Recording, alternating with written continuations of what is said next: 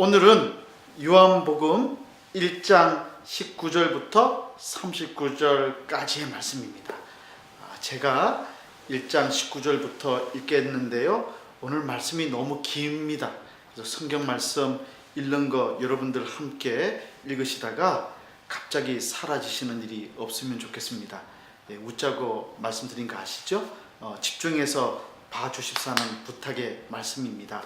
자, 19절부터 제가 읽겠습니다.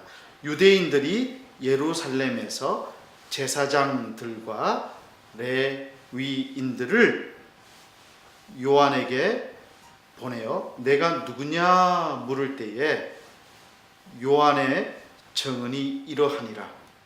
요한이 드러내어 말하고 숨기지 아니하니 드러내어 하는 말이 나는 그리스도가 아니라 한데, 또 묻되 그러면 누구냐? 네가 엘리야냐? 이르되 나는 아니라. 또 묻되 네가 그 선지자냐? 대답하되 아니라. 또 말하되 누구냐? 우리를 보낸 이들에게 대답하게 하라. 너는 내게 대하여 무엇이라 하느냐? 이르되 나는 선지자 이사야의 말과 같이 주의 길을 걷게 하라고 광야에서 외치는 자의 소리로라 하니라. 그들은 바리새인들이 보낸 자라. 또 물어 이르되 네가 만일 그리스도도 아니요 엘리야도 아니요 그 선지자도 아닐진데 어찌하여 세례를 베푸느냐? 요한이 대답하되 나는 물로 세례를 베풀거니와 너희 가운데 너희가 알지 못하는 한 사람이 섰으니 곧 내 뒤에 오시는 그이라. 나는 그의 신발 끈을 풀기도 감당하지 못하겠노라 하더라. 이 일은 요한이 세례 베풀던 곳 요단강 건너편 베다니에서 일어난 일이니라. 이튿날 요한이 예수께서 자기에게 나아오심을 보고 이르되 보라, 세상 죄를 지고 가는 하나님의 어린 양이로다. 내가 전에 말하기를 내 뒤에 오는 사람이 있는데 나보다 앞선 것은 그가 나보다 먼저 계심이라 한 것이 이 사람을 가리킴이라. 나도 그를 알지 못하였으나 내가 와서 물로 세례를 베푸는 것은 그를 이스라엘에 나타내려 함이라 하니라. 요한이 또 증언하여 이르되 내가 보매 성령이 비둘기같이 하늘로부터 내려와서 그의 위에 머물렀더라. 나도 그를 알지 못하였으나 나를 보내어 물로 세례를 베풀라 하신 그이가 나에게 말씀하시되 성령이 내려서 누구 위에든지 머무는 것을 보거든 그가 곧 성령으로 세례를 베푸는 이인 줄 알라 하셨기에 내가 보고 그가 하나님의 아들이심을 증언하였느라 하니라. 또 이튿날 요한이 자기 제자 중 두 사람과 함께 섰다가 예수께서 그니심을 보고 말하되 보라, 하나님의 어린 양이로다. 두 제자가 그의 말을 듣고 예수를 따르거늘 예수께서 돌이켜 그 따르는 것을 보시고 물어 이르시되 무엇을 구하느냐? 이르되 랍비여 어디 계시오니까 하니, 랍비는 번역하면 선생이라. 예수께서 이르시되 와서 보라. 그러므로 그들이 가서 계신 데를 보고 그날 함께 거하니 때가 10시쯤 되었더라. 아멘. 우리가 지금 공부하고 있는 요한복음을 쓴 요한은요, 장수했습니다. 오랜 세월 동안 살면서 그 짧은 기간 동안 예수님과 함께 지냈던 사역의 모든 일들을 하나하나 다 기억하면서 써 두었습니다. 사실 요한은 예수님의 제자가 되기 전에 먼저 세례 요한의 제자였습니다. 세례 요한이 광야에서 세례를 베풀고 그리고 많은 주님을 예비하는 메시지를 증거했을 때에 그 곁을 지켰던 귀한 사람이었습니다. 요한은 선생님이신 세례 요한을 따라다니는 일이 너무 기쁘고 행복하고 좋았습니다. 선생님이 세례를 베풀 때마다 유대 지도자들이 회개하는 모습을 보았습니다. 그리고 메시아 되신 예수 그리스도에 대해서 말씀하시는 내용을 들을 때마다 가슴이 벅찬 그와 같은 경험을 하였습니다. 세례 요한이 수많은 회개하는 유대인들에게 세례를 주었을 때 그 일을 거두었고, 엘리야와 같은 이 위대한 사람이 타락한 성전 지도자들에게 심판을 선포할 때도 곁에서 세례 요한을 보자 했습니다. 어느 날 요한은 선생님이신 세례 요한이 그토록 기다리시고 사모했던 기름 부음 받은 분, 메시아 되신 예수 그리스도를 마침내 보게 되었습니다. 상상했던 모습과는 좀 달랐지만 선생님이신 세례 요한이 말씀하시던 그분과는 정확하게 일치하는 것을 알게 되었습니다. 함께 세례 요한을 섬겼던 다른 한 제자와 이 요한은 예수님을 더 가까이서 지켜보면서 그분을 따르기로 마음을 먹습니다.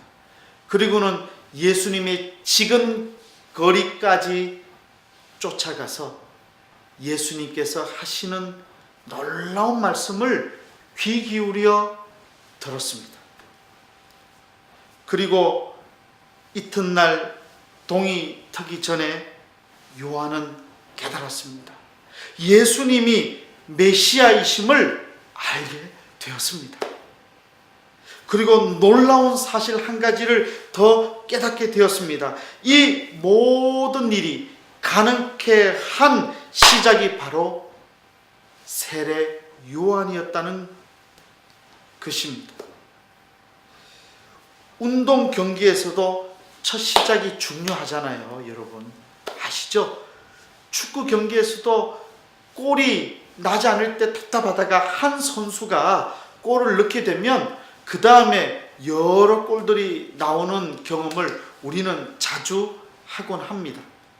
마찬가지로 예수 그리스도가 구주 되시고 메시아 되심을 세례 요한이 미리 준비하고, 그리고 이 귀한 복음의 소식을 미리 준비하면서 선포하지 않았다면 예수 그리스도의 메시아 되심을 아는 그 사역이 결코 쉽지 않았을 거라는 것이죠. 요한은 자신과 많은 사람들을 예수님께로 인도했던 세례 요한을 소중하게 여깁니다.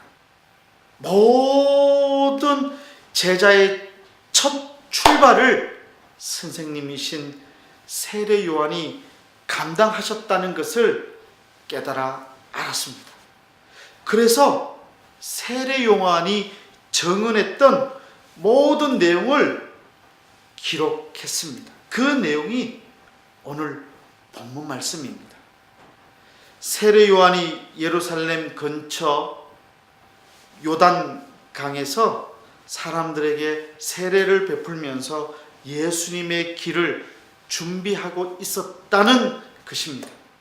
그런데 많은 그리스도인들에게 세례 요한은 그리 알려진 게 없는 인물입니다. 그에 대해서 아는 내용을 좀 써보라고 한다면 쓸 게 별로 없습니다. 다만 세례 요한이 사람들에게 세례를 준 것만은 분명합니다. 그가 광야에서 메뚜기와 꿀을 먹으며 살았다는 것도 알 수 있습니다. 성경을 좀 아는 사람들은요, 세례 요한이 메시아의 길을 예비했다는 것을 압니다. 하지만 대부분의 사람들이 아는 것은 거기까지입니다. 그런데 예수님은 세례 요한에 대해서 마태복음 11장 11절에서 여자가 낳은 자 중에 세례 요한보다 큰 이가 일어남이 없도다라고 말씀하셨어요. 근데 막상 요한복음에는 세례 요한에 대한 정보가 적습니다. 즉 세례 요한이 어디서 왔고 어떤 사람인가에 대한 정보가 별로 없습니다. 물론 그것은 의도적인 것이죠. 요한복음의 저자 요한은 중요한 목적을 위해서 정보를 아꼈습니다. 왜 그랬을까요? 예수님을 강조하기 위해서입니다. 예수님이 더 높여지셔야만 했기 때문입니다. 그렇기 때문에 세례 요한에 대한 내용은 최대한 줄였던 것이지요. 그러므로 세례 요한에 대한 내용은 마태복음, 누가복음을 보아야만 더 자세하게 알 수 있습니다. 교육받은 의사 누가는 예수님 주변에 있는 사람들의 인간적인 면에 관심이 많았습니다. 세례 요한이 연로한 제사장 사가랴와 폐경기를 넘긴 아내 엘리사벳 사이에 하나뿐인 자식으로 태어났음을 가르쳐 주고 있습니다. 세례 요한의 출생은 유대에 사는 모든 사람들의 눈길을 끌었는데, 이는 기적 같은 출생 때문만이 아니라 그가 나면서부터 나실인으로 구별되었기 때문입니다. 그는 머리를 깎거나 시체에 손을 대어서는 안 되었고, 포도나무에서 난 것은 포도주, 그리고 금포도 할 것 없이 아무것도 먹어서는 안 되었습니다. 세례 요한은 잉태되기도 전부터 하나님께서 구약에 예언된 대로 그를 메시아의 선구자로 선택하셨습니다. 이 사실을 누가는 말해주고 있는 것이죠.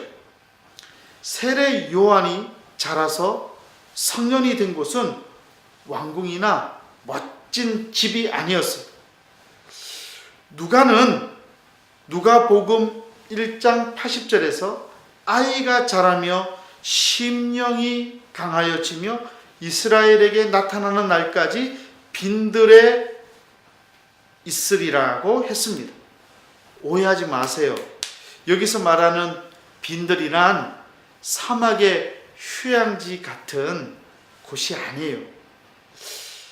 요한은 흙과 관목덤불과 열기 속에서 자랐고, 그곳에는 음식과 물은 물론 모든 것이 부족했습니다. 그러나 그 힘겹고 가난했던 시절, 침묵과 고독 속에서 세례 요한은 진리를 창시해 주신 하나님과 깊은 교제를 할 수 있었습니다. 누가복음 1장 15절에 나오는 대로 그는 어려서부터 성령으로 충만했고 하나님 나라의 기본 원칙대로 살았습니다. 일찍이 이스라엘이 지키지 못했던 그 기준이란 바로 신명기 8장 3절과 같이 사람이 떡으로만 사는 것이 아니요 여호와의 입에서 나오는 모든 말씀으로 사는 것이었습니다. 이었고 광야에서 나와서 이스라엘 나라를 대면하여 죄를 지적할 때 세례 요한의 겉모습과 말소리와 행동은 백성들이 그때까지 보았던 종교 지도자들과는 전혀 딴판이었어요. 마가복음 1장 6절을 보면 그는 낙타 털 옷을 입고 허리에 가죽띠를 띠고 메뚜기와 석청을 먹었음을 알 수 있습니다. 화려한 옷을 입고 고기와 포도주를 즐기던 사두개인 그리고 바리새인들, 대제사장들, 서기관들, 헤롯 당원들과 달리 요한은 금욕적인 생활 때문에 몸이 무척 수척해 있었고 햇빛에 그을려 살까지 까맣게 타고 가죽 같았어요.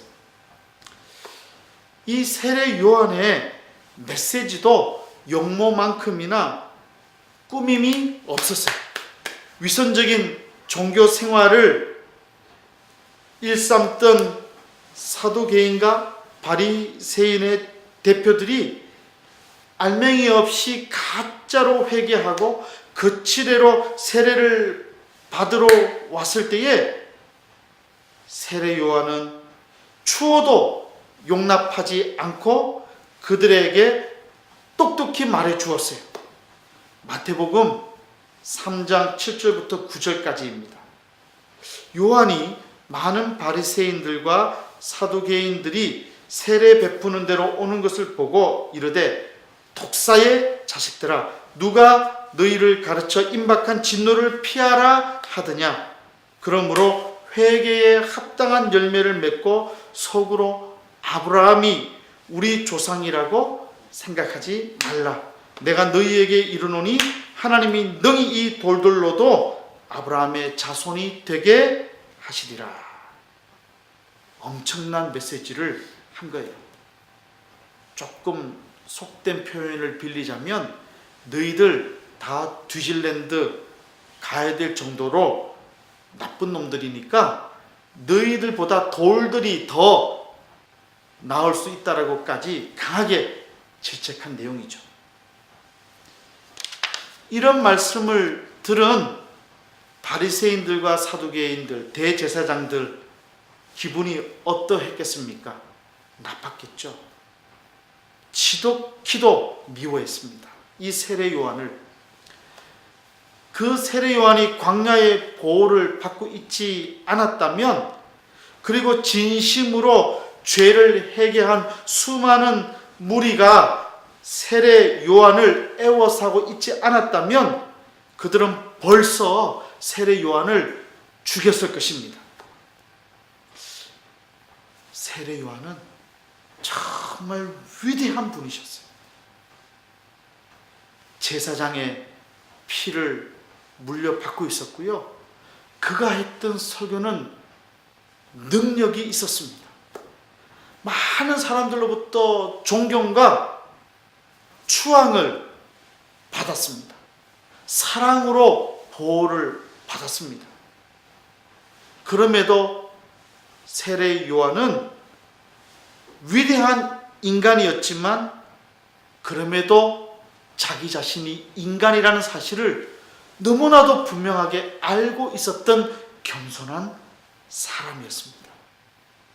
그래서 요한복음 저자는 세례 요한을 단순히 1장 6절에 나오는 대로 하나님께로부터 보내심을 받은 사람이 있으니 그의 이름은 요한이라고 소개하는 것으로 세례 요한에 대한 많은 내용들을 줄여서 표현했던 것이죠.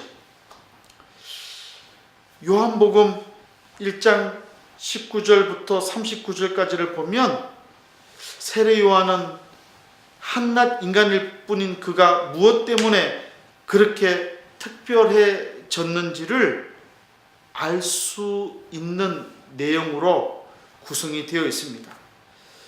저는 세례 요한이 바로 이런 모습을 갖고 태어났고 사명을 받았기 때문에 사도 요한이 이와 같이 이 말씀을 기록했다고 생각합니다. 그것이 무엇입니까? 진리를 찾았고 찾은 진리를 알리는 사명을 충실히 감당했다는 것입니다. 전도자 세례 요한에게 진리의 문제는 중요한 것이었습니다. 하지만 예루살렘 성전을 통하여 이스라엘을 지배했던 종교 지도자들은 달랐죠. 그래서 그들은 세례 요한에게 이의를 제기했습니다. 그들의 주된 관심사는 권위의 문제였어요. 진리를 선포한 권리가 누구에게 있는가를 생각했습니다. 그들이 던지는 질문들을 잘 보십시오. 말씀 본문 19절입니다. 네가 누구냐 그랬더니 21절에 뭐라고 나오죠? 그러면 누구냐? 네가 엘리야냐? 21절 볼까요? 네가 그 선지자냐? 22절은요. 누구냐? 우리를 보낸 이들에게 대답하게 하라. 너는 내게 대하여 무엇이라 하느냐? 25절 내가 만일 그리스도도 아니요 엘리야도 아니요 그 선지자도 아닐진데 어찌하여 세례를 베푸느냐? 그들이 던지는 진짜 질문은 이것이었습니다. 네가 누구인데 이런 일을 하느냐? 이러느냐? 세상의 기준대로 하자면 진리가 무엇이고 그것을 선포할 사람이 누구인지를 결정한 권한은 최고의 권력을 휘두른 사람에게 있다. 하지만 그것은 어디까지나 종교 바깥의 이야기다. 종교의 기준으로 하자면 참 자격을 갖춘 이들만이 진리의 권원이 될 수 있고 우리는 종교적 표준에 도달하는 이들의 말만 들어야 한다는 것이죠. 이상한 모습을 하고 폭탄을 품어내는 이 광야의 설교자는 종교적인 고위층이었던 이들에게 수수께끼 같은 인물이었어요. 유대의 거친 들판에서 설교하는 이 사람은 자신에게 권력이나 자격이 있다고 주장하지 않았습니다. 명성 같은 것은 안중에도 없었습니다. 오히려 세례 요한이라고 했던 이 사람은 자신에게 아무런 자격도 없음을 애써 밝힙니다. 본문 19절과 20절입니다. 내가 누구냐? 나는 그리스도가 아니라. 21절입니다. 내가 엘리야냐? 나는 아니라. 21절 내가 그 선지자냐? 아니라. 22절과 23절 너는 내게 대하여 무엇이라 하느냐? 나는 소리로다. 나는 소리로다. 세례 요한은 자신을 조금도 중요하게 여기지 않았습니다. 오히려 자신의 역할을 분명하게 밝혔습니다. 나는 진리의 근원이 아니다. 나는 진리의 근원 되신 분을 증언할 뿐이다. 세례 요한은 자신이 메시아가 아님을 분명하게 말하고 있습니다. 혹이라도 주님보다 더 자신이 중요한 사람으로 비칠까봐 걱정하고 있습니다. 그래서 자신을 그냥 소리라고만 표현했습니다. 위대한 선지자임에도 불구하고 탁월한 설교가임에도 불구하고 단지 소리라고만 말하고 있습니다. 뛰어난 자격을 갖춘 하나님의 일꾼임에도 불구하고 세례 요한은 단지 소리라고 이야기하고 있는 것입니다. 소리라고 하는 이 표현은 메시아에 대한 유명한 예언이었던 이사야 40장 3절 외치는 자의 소리여 이르되 너희는 광야에서 여호와의 길을 예비하라 사막에서 우리 하나님의 대로를 평탄하게 하라에서 온 것입니다. 그리고 그 예언은 다시 고대 사회의 익숙한 이미지에서 온 것이죠.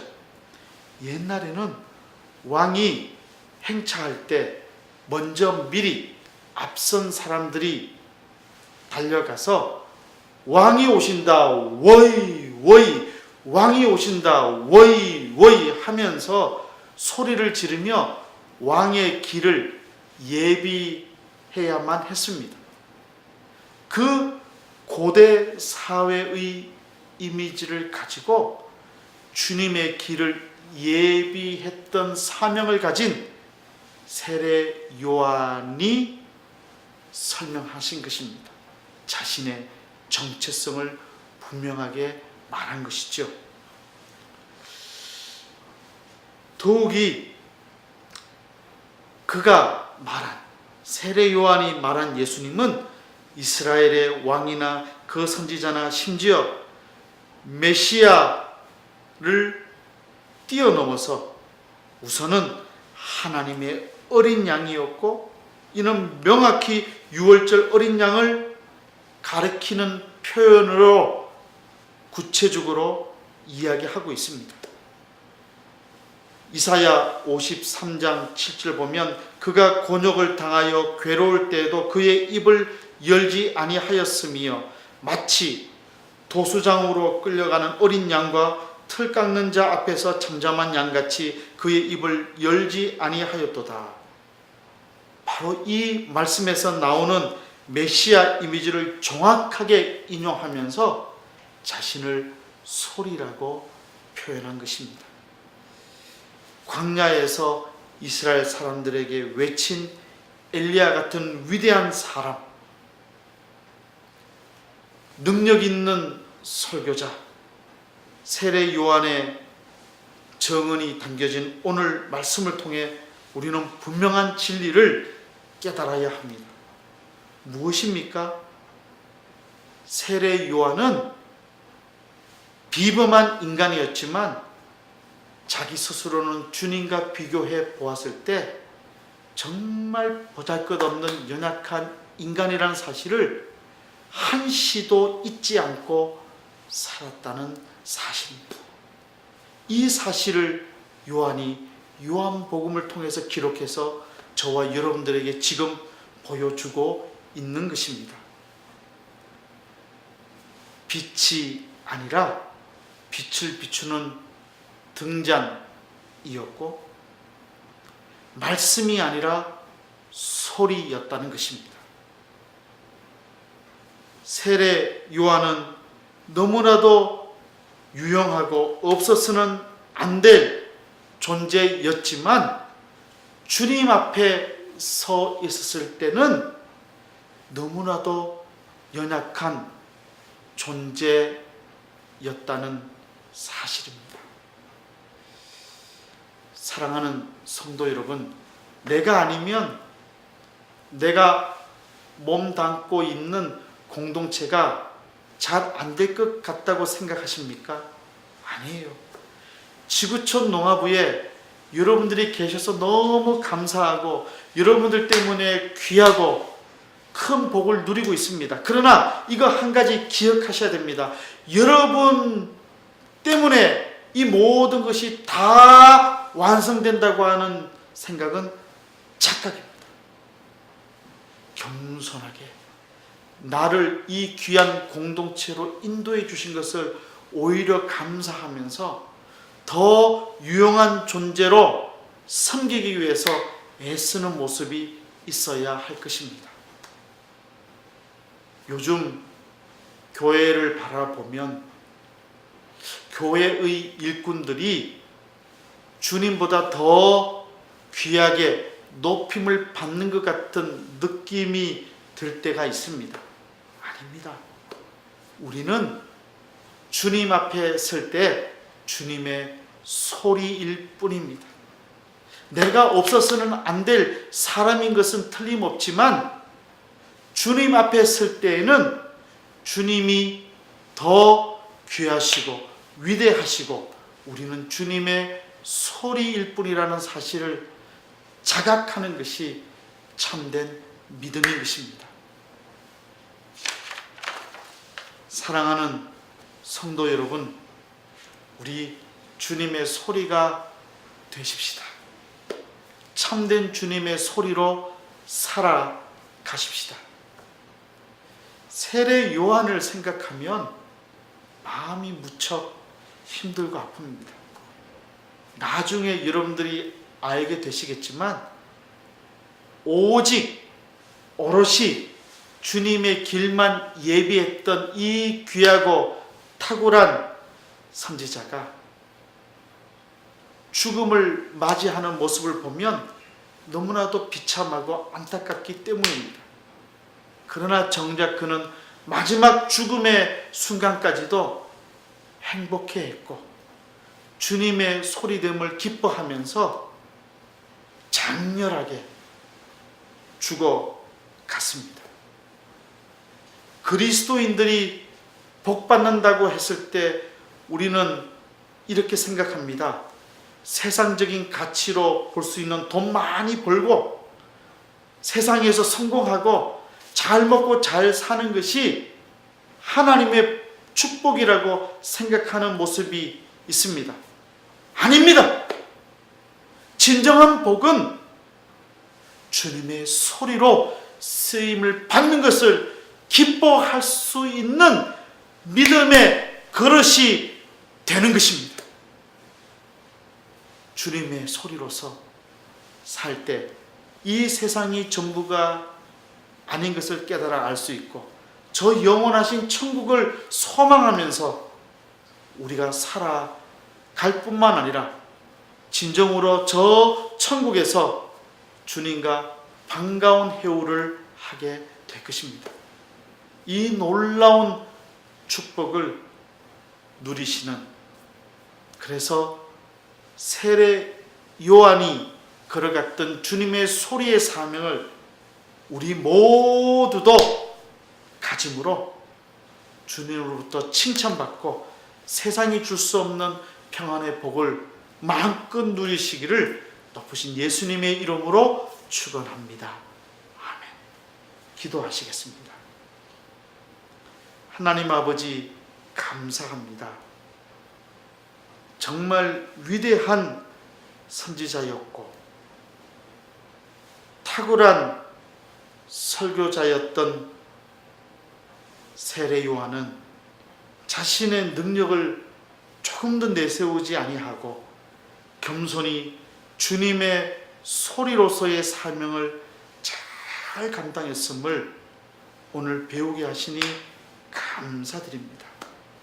사도 요한은 주님의 제자가 되기 전에 먼저 자신을 가르쳤던 그리고 이끌어 주었던 스승인 세례 요한에 대해서 기록하면서 그 스승의 뜻을 누구보다도 잘 알고 있었기 때문에 분명하게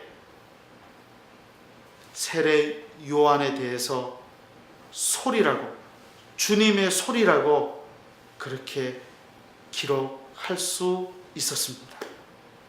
그것이 비록 세상의 눈으로 볼 때는 보잘것없어 보이고 그리고 많은 화려한 이력을 쓸 수 없는 글씨였지만은 사도 요한은 이 한 단어, 소리라고 하는 이 단어, 이 표현 하나만이 얼마나 귀하고 복된 것인 것을 너무 잘 알았기 때문에 세례 요한을 주님의 길을 예비하는 소리라고 당당하게 그렇게 기록했습니다.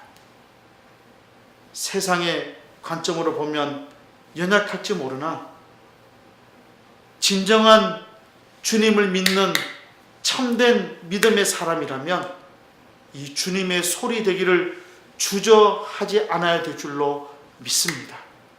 저희 모두가 주님의 소리가 되게 해 주시옵소서.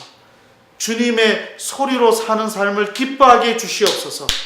주님의 주님 되심을 나타내는 복된 삶에 저희들이 쓰임 받고 그 삶이 우리의 인생이 되는 복을 누리는 은혜를 저희 모두에게 허락해 주시옵소서. 그래서 저 천국에 갔을 때에 주님으로부터 칭찬받고 인정받고 사랑받는 저희 모두가 되게 해 주시옵소서. 감사드리며 우리 주 예수 그리스도의 이름으로 기도드리옵나이다. 아멘.